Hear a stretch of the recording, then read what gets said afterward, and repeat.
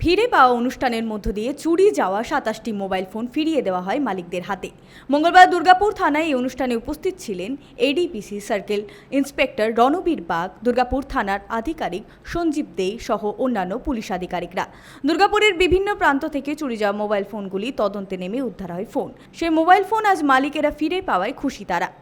এই Asansol Durgapur police কমিশনারেটের CP সাহেব এবং আমাদের ডিসিপি ইস্ট সাহেব ও অন্যান্য সাহেবরা এবং তাদের অনবরত সুপারভিশন, পারসুয়েশন এই সমস্তর উপর ভিত্তি করে আমাদের টিম দুর্গাপুর অর্থাৎ দুর্গাপুর পিএসের যে টিম আছে তারা এই যে এতগুলো লোকের মুখে আজকে হাসি ফোটানোর ব্যবস্থা করেছে, এর জন্য আমি ওসি দুর্গাপুর এবং আমার দুর্গাপুর পিএসের টিমকে আমি ধন্যবাদ জানাই, স্যালুট জানাই আমার এডিপিসির তরফ থেকে। আপনারা ভাববেন না যে পুলিশকে অভিযোগ করলে পুলিশ ভুলে যায়। নিন, এটা আপনার মোবাইল কিনা।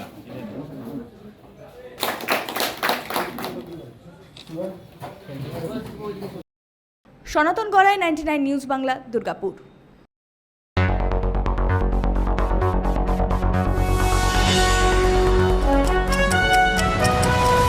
আপনারা দেখছেন 99 নিউজ বাংলা। বদলাবো আমরা।